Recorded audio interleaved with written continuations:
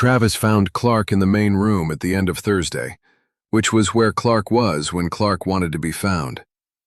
The team had mostly cleared out. Cole was finishing a return manifest in the equipment bay. Alexis was gone. Rachel was still somewhere. Travis could hear her on a call in the back, but the front of the room was down to the two of them, and the last of the day's light coming flat and yellow across the long table. Travis pulled a stool out and sat down. He didn't start with small talk because with Clark, small talk was a tell. You could say what you wanted to say or you could not say it.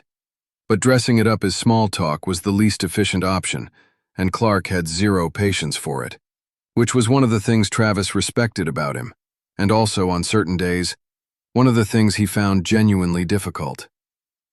"I saw the piece," Travis said, "about the Dallas firm." Clark looked up from the notebook.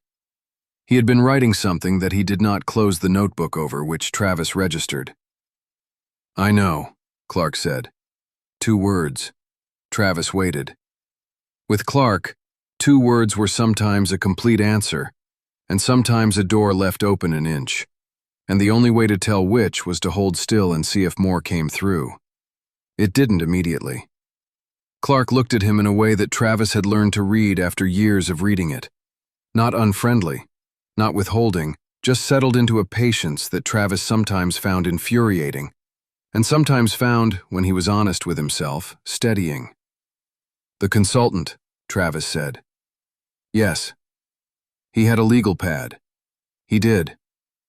Travis was aware very specifically that he was now the one saying things out loud that Clark had already known. This was new. Usually it was the other way. Usually Travis held the line while Clark did the moving, and the dynamic was so established between them that neither of them named it anymore. Just operated inside it the way you operate inside a room you've lived in long enough to stop seeing the walls. But this week Clark had been 2 beats ahead on everything, and now Travis was the one talking first, and Clark was the one meeting each thing with a short answer that confirmed without adding, and Travis couldn't fully tell whether he was being trusted with something or being shown the shape of a decision that had already been made. "What did you do on Tuesday?" Travis said. It wasn't quite a question. "Had a conversation," Clark said. "With who?" Clark considered this. Not evasively. More in the way of a man who is deciding how much of a thing to hand over versus how much to hold. A calibration happening in real time. "Someone I trust," he said.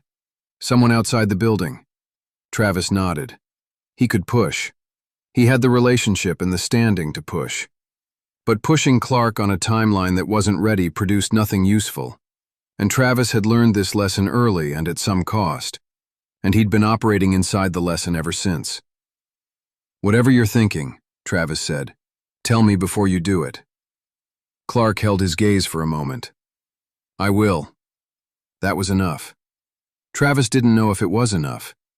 He'd decide later from a distance, and the deciding wouldn't change anything, which was the nature of trust. You did it or you didn't, and the doing of it was already a kind of answer. He got up, put the stool back, and told Rachel goodnight on the way out. The Wagoneer was still in the lot when he left. He didn't look back.